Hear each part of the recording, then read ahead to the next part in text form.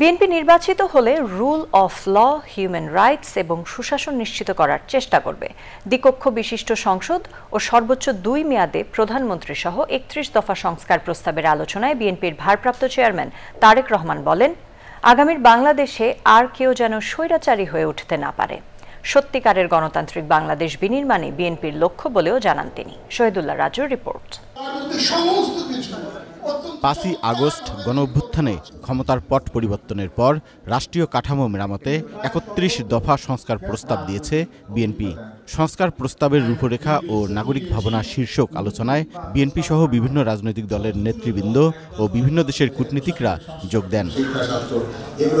রাষ্ট্র সংস্কারে বিভিন্ন দলের নেতারা তাদের মতামত তুলে ধরেন।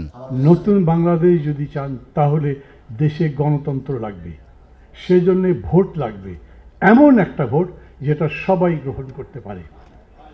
সেই রকম একটা ভোট করবার জন্য ন্যূনতম একটা গণতান্ত্রিক পরিবেশ লাগবে। আমরা যেমন বলি লেভেল প্লেইং ফিল্ড, সেই ফিল্ড তৈরি করবার জন্য পুলিশ ঠিক করতে হবে, সিভিল বিউরোক্রেসি ঠিক করতে হবে, ইলেকশন কমিশন ঠিক করতে হবে। আমি বলি এটা মিনিমাম। বিএনপি 31 দফা তাতেই জানি না থেকে যায়। সময়ের সাথে সাথে আমরা যদি আরও কিছু প্রয়োজন হয়, আমরা যদি আরো অনেক কিছু অ্যাড করতে পারি সময়ের সাথে সাথে। সভায় বিএনপির ভারপ্রাপ্ত চেয়ারম্যান তারেক রহমান বলেন, শুধু সংবিধানে বাক্যের পরিবর্তন নয়, মানুষের ভাগ্যের পরিবর্তনে বিশ্বাস করে বিএনপি। একটি গণতান্ত্রিক বাংলাদেশ প্রতিষ্ঠা।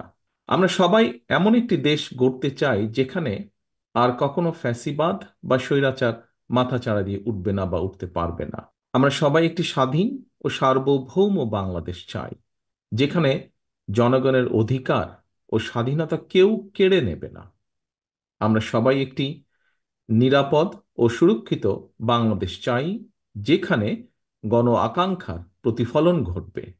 নির্বাচিত ও জবাবদিহিমূলক সরকার নিশ্চিত করবে জনগণের মালিকানা ও অংশীদারিত্ব।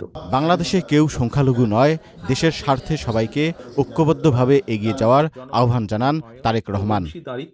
Shahidullah Raju, Channel i, Dhaka.